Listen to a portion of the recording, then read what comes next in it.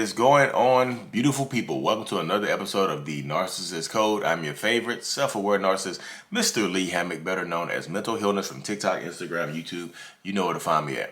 If this is your first time seeing my face or hearing my voice, I'm a diagnosed narcissist, and I use my platform on social media to raise awareness for NPD, get more people into therapy. That was not an intentional rhyme. I am not a rapper, y'all. I could be, but I'm not a rapper.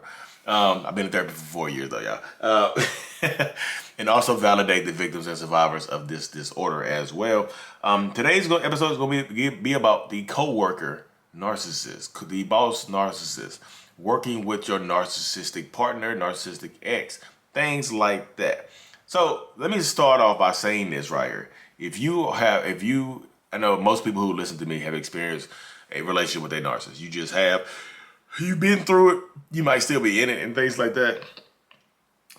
You might still be going through it right now. But let me tell you this right here. If you are still out here in the dating world, if you're going to date a coworker, if you're going to cross the line from being coworkers or being employees together, or you're dating your boss or one of your subordinates, so I don't know if it's allowed, ask yourself this question right here.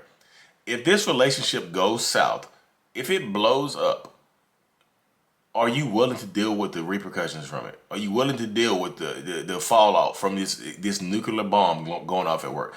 Especially if it's a narcissist. Ask yourself that question right there, y'all, because so many people I talk to are working with their significant other, their ex-significant other, their ex-wife or their ex-husband or somebody else that just happens to be narcissistic or super toxic.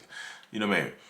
Ask yourself that question before you do it, because this is gonna sound crazy, but me personally, the narcissistic woman that I dated, I did a video on this. If you're on my YouTube channel, go to my YouTube channel. I posted a video about breaking the trauma bond. I tell this story about this woman I dated that is a narcissist. We worked together. So it's on my YouTube channel. It's not going to be on a podcast because it's part of a different series, but it's on my YouTube channel. It'll be about the trauma bond. It's very recent. It's going to be posted December the 18th.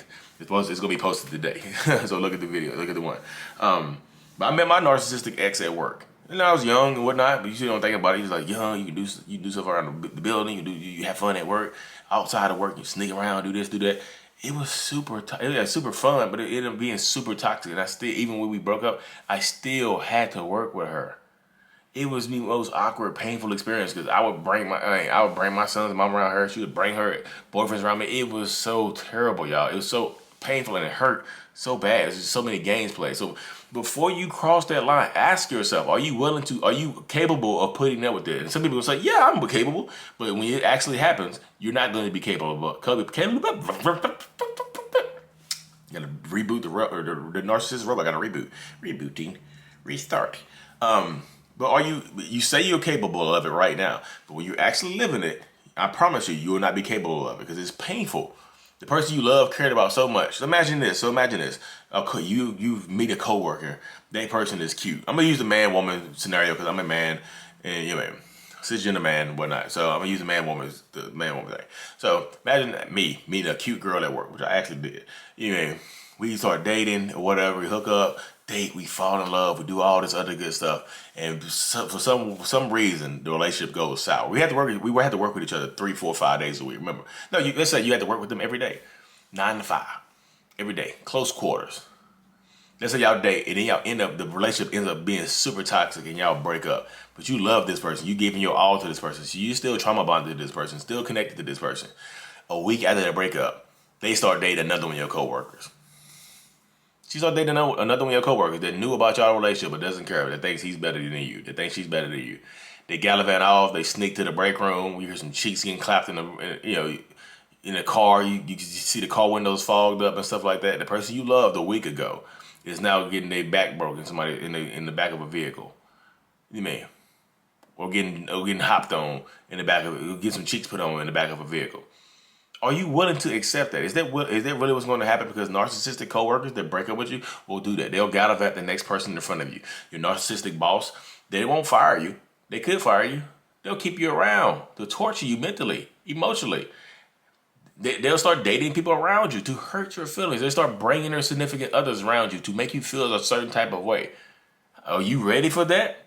Is that something that you want to deal with? I know a lot of people have dealt with this before because I've spoken to so many people that have dealt with this. I dealt with it. Are you willing to deal with this? It's painful. It hurts. Are you going to deal with that? Because they'll do that. A narcissistic coworker will do that. Will gallivant that next person in front of you who also is a coworker that knew about you. It could be your friend.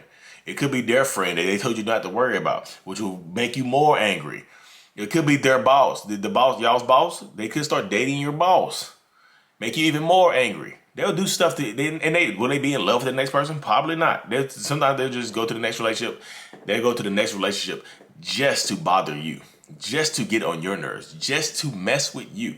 Is that something that you're willing to deal with? Ask yourself that question before you cross that line of dating somebody that you work with, dating your boss, dating one of your subordinates. Ask yourself, because the only way you can believe it happened. What do I do? I've already done it. I've already had my cheeks clapped in the break room. What do I do? Help me. This is what you do. You can't react. Because in my story, you'll listen to my story on my YouTube channel about how I did my breaking the trauma bond from a narcissist.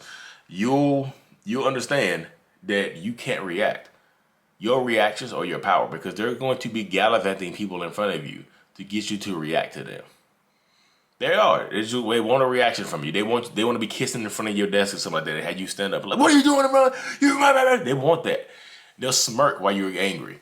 You'll be angry, yelling and screaming at them or their new significant other, your coworker, your friend, your boss. You mess around and get fired or something like that for let's say they date your boss. You mess around and get fired for yelling at her in front of your boss or yelling at him in front of your boss, who they're dating, because the boss wants to show who's in charge. So now you done lost your lover and you done lost your job because you couldn't control your reactions. Because if you want to stay at this job, quitting is the easiest thing to do, the most simplified thing to do. Like, I gotta quit. Because sometimes it's too much, y'all. Sometimes it's like, is this job worth your mental health?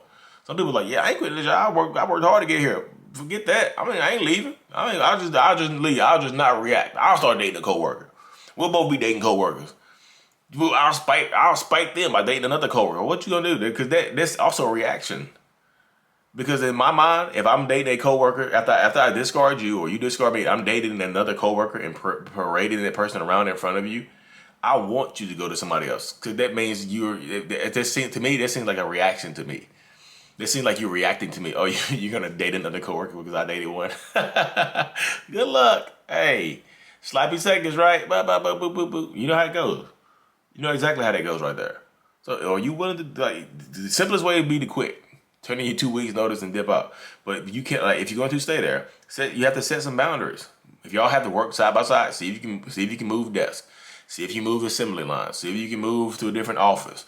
See if you move to a different section of the building or something like that. You get away from the person, because being in constant contact with somebody is almost dang near impossible for you to heal like that. It's because I always say you cannot heal in the same environment that made you sick. So how you gonna heal seeing your significant other besides you every single day? The one that broke your heart. You broke their heart. They cheated on you. You cheated on them. Whatever. How you gonna heal like that? How do you heal? You can't. You have to take the necessary steps and set some boundaries. I don't know. Whatever your fraternization policy is at work, make sure you read through that and see if you can talk to your boss about setting boundaries. Like, me and this person dated. You have to set your own boundaries. You can go you could go right to the source and talk to the narcissistic person. Like, look, I know you're dating so and so.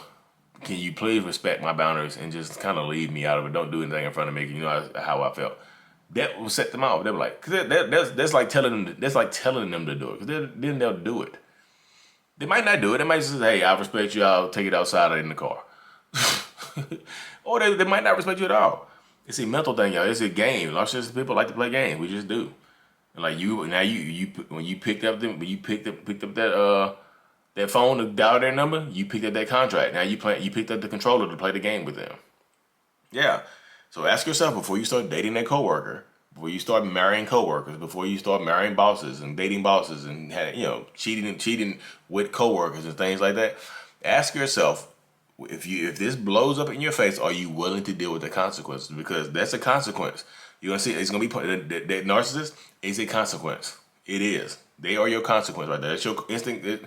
That's your consequence of your action right there. Your action was to clap them cheeks. Now your consequence is to watch somebody else do the same thing to you, right in the same building, the same assembly line. Especially if it's in a warehouse. Warehouses are the worst. Coworkers be sleeping with each other and they start sleeping with other coworkers. Warehouses are the worst. I know in hospitals, and I heard some stories. I've heard some stories. So ask yourself again, if you cross that line of dating a coworker, are you ready to deal with the consequences? Is it worth it? Think about that. Start with the end in mind. Start with the end in mind. If this blows up, can I deal with it? I know people are like, what? It's not gonna blow up. We're gonna get married, have kids, blah, blah, blah, blah, blah. Boom, blows up in your damn face. Now your feelings hurt. Now you're crying. Now you're angry. Now you're blaming everybody. You should listen to Lee Hammock. He told you not to do it. Or if you, I know people are gonna have. There's so many success stories of dating coworkers and stuff like that. But like, if this blows up, are you willing to take the consequences of that narcissist? Because they're gonna come for you. I promise you. They're gonna do everything in their power to mess with you, to torture you. Anyways, y'all, let me cut this thing short. I gotta do something. I gotta do a one-on-one today. I truly appreciate y'all. I thank y'all. Mental illness is out. Peace.